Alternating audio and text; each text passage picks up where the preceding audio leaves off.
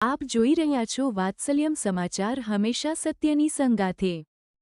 આપ અમને YouTube channel પર જોતા હોવ તો ચેનલને સબસ્ક્રાઇબ કરી બેલ આઇકોન દબાવો અને ફેસબુક પેજ ઉપર જોઈ રહ્યા હોય તો પેજને લાઇક કરો, કોમેન્ટ કરો અને સમાચારને શેર કરો।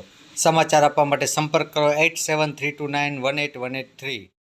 ભરૂચ જિલ્લાના ઝઘડિયા તાલુકાના રાજપારડીથી નેત્રંગને જોડતા માર્ગ પરથી ચોકી ગામ અને રામપોર ગામને જોડતા અંદાજે 3 કિલોમીટરનો માર્ગ અત્યંત બિસ્માર થતાં ગ્રામજનોને હાલાકી ભોગવવાનો વારો આવ્યો છે।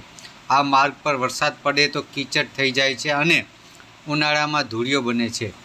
ચોકી ગામ જવાના મુખ્ય માર્ગ પર મોટા અને ભારે વાહનો ચાલવાના કારણે બિસ્માર બનતા ગ્રામજનો રસ્તા પર ઉતરી તંત્ર સામે રોષ ઠાલવ્યો હતો।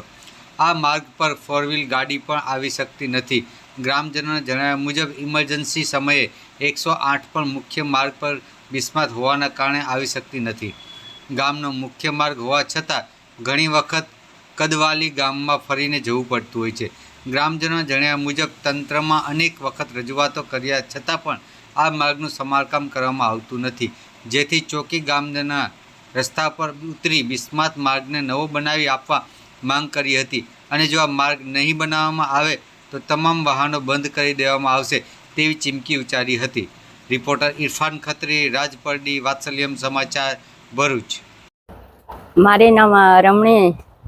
30-35 વર્ષ થયા રસ્તો નથી અમે હાલતા, અમે કઈ ચાલવાનો ગાડીવાળો રસ્તો નથી આપતા, અમે કઈ કદમમાં ચાલવાના, આટલી ઉંમરને અમે કઈ જઈએ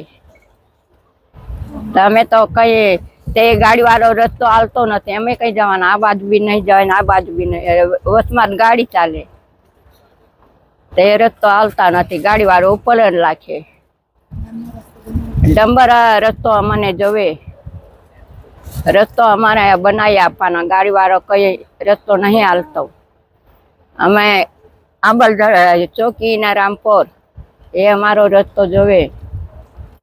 મારું નામ વસાવા સુરેખાબેન છે, હું ચોકી ગામની છું રહેવાસી, અને અમારા ગામ આજથી 30 વર્ષ થયા, 30-35 વર્ષ થવાના।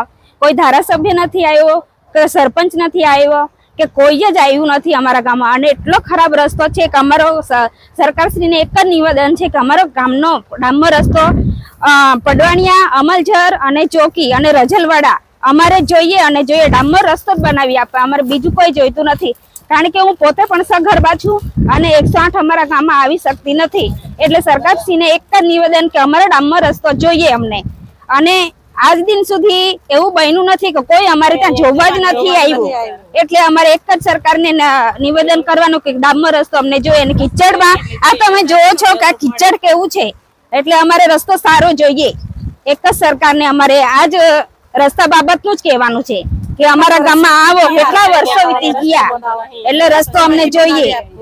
અમે વોટ નથી આપતા, અમે ચૂંટણી વોટ વખતે આપીએ તો બી એ લોકો અહીંયા જોવા નહીં, વોટ લેવાનો હોય ત્યારે એ લોકો આવી જાય છે, અને આવું બાંધકામ સાચું હોય ત્યારે આવતા નથી। બસ એક જ નિવેદન છે કે અમારે સરપંચને બી કરી છે, ધારાસભ્યને બી કરી છે, આજ દિન સુધી કોઈ જોવા આવ્યું નથી। રસ્તો આગળ શું માંગે છે તમારે? અમારે રસ્તો ડામર જ પાક્કો જ રસ્તો જોઈએ, અમને સારો ટકે એવું જ રસ્તો જોઈએ। અમારા છોકરા સ્કૂલે જવાનું કીચડમાં ચાલીને આવે છે, તમારે કેવી રીતે એડજસ્ટમેન્ટ કરવાનું, આ કીચડમાં કઈ રીતે રહેવાનું, એટલે સરકારને એટલી ખબર પડતી નથી કે અંદરના ગામડાઓને આવીને જુઓ, જયારે વોટ જોઈએ છે ત્યારે વહેલા આવી જાય છે, 10 વાર ત્યારે આવતા નથી, અને કહીએ છીએ કે અમારો રસ્તો આવીને જુઓ, નહીં તો બધું અમારે પછી અમારા વિસ્તારમાં જે કઈ છે અમે વોટ નહીં આપે પછી સરકારને। મારું નામ વસાવા શારદાબેન જગદીશભાઈ, મારું ગામનું નામ ચોકી। અમે જ્યારે બી આ સગર્ભા બહેનોને દવાખાને લઈ જવા માટે 108 ને ફોન કરીએ તો 108 વાળા રસ્તા ખરાબના લીધે અમને એવું કે બેન તમારા ગામમાં 108 આવી ના જાય તો તમે રોડ પર લઈ આવો। એ માટે અમે પછી કઈ ગાડી ગામમાં હોય તો પછી 2-3 કિલોમીટર લગીને અમે બેનને લઈ જઈએ। બેન રસ્તામાં અમુક વાર હોમ ડિલિવરી થઈ જાય તો ઝઘડિયા એવું કે બેન આમની હોમ ડિલિવરી થઈ ગઈ તો પછી બેનને લાભ મળતા નહીં। તે અમે આ રસ્તાનો એવી માંગ કરીએ કે પાકો બનાવી આપીએ. મહેશભાઈ નગીનભાઈ વસાવા, ગામ ચોકી, તાલુકો ઝઘડિયા, જિલ્લો ભરૂચ. હું ચોકી ગામનો રહેવાસી છું ને એક ગામનો આગેવાન તરીકે, વડીલ તરીકે એક નાગરિક છું.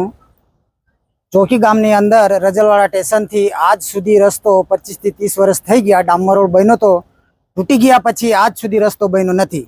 અને આ રસ્તા પર એટલી બધી ઓવરલોડ ગાડીઓ ચાલે છે, 85 થી 80 ટનની ટ્રકો ચાલે છે, તો રસ્તો રહેતો નથી. તો અમને ડબલ રસ્તો, આરસીસી રસ્તો 3 કિલોમીટર સુધી જોઈએ અને બાકીનો 2 કિલોમીટર ડામર રસ્તો જોઈએ ગામમાં રહીને ડાયરેક્ટ રામપુર જવા માટે. એ અમારી માંગ છે. અને ઓવરલોડ ટ્રકો એટલી બધી ચાલે છે કે ના પૂછે વાત. બિનકાયદેસર કોઈ રાહે આજ સુધી કોઈ કાર્યવાહી કરવા કોઈ તૈયાર નથી. પંચાયતમાં રજૂ કરી, તાલુકામાં રજૂ કર્યું, જિલ્લા પર સુધી રજૂ કર્યું, પણ કોઈ તપાસગીરીમાં કોઈ કરવા તૈયાર નથી. કેમ કે ગામના આગેવાન તરીકે હું છું એટલે ગામના નાના મોટા ભાઈ બહેનો બધા મને પ્રશ્ન કરે છે. ઇનકેસ 108 અમારે લાવી હોય તો 108 આવતી નથી. રજલવાડા સ્ટેશન અમારે ગામમાંથી 3 કિલોમીટર બેનને અમને લઈ જવું પડે છે અને પછી 108માં નાખી અને પછી નેત્રંગ અગર તો અવિદા કે પછી ઝઘડિયા અમે લઈને જઈએ છીએ ત્યારે બેનનું કારણ થાય છે.